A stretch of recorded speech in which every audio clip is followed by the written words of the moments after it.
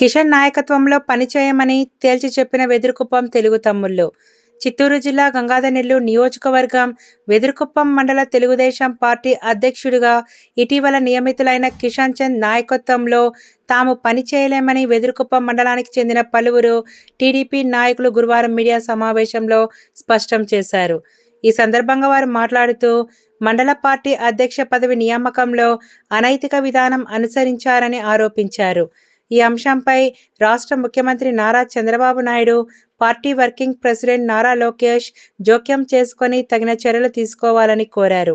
ఇలాంటి నియామకాల వల్ల పార్టీ కోసం చిత్తశుద్ధితో పనిచేసే కార్యకర్తలు నిరుత్సాహానికి గురై పార్టీకి దూరమయ్యే ప్రమాదం ఉందని వారు ఆవేదన వ్యక్తం చేశారు.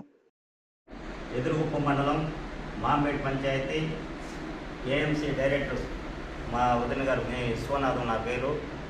నేను విశ్వనాథం యాదవ్ గారు.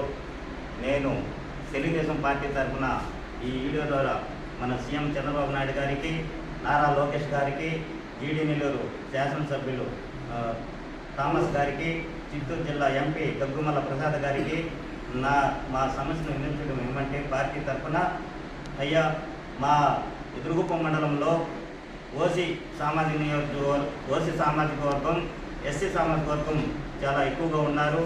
ఇప్పుడు 30 సంవత్సరములుగా వాళ్ళే ఇక్కడ మండల అధ్యక్షులుగా ఉన్నారు.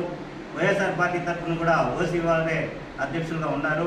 కాబట్టి ఈ రెండు సామాజిక వర్గాల్లో ఎవరు అధ్యక్షులున్నా ఈ మండలాన్ని తెలుగుదేశం ముందుకు తీసుకొస్తారు, కానీ వేరే వాళ్ళంతా ఈడ నడపలేరు.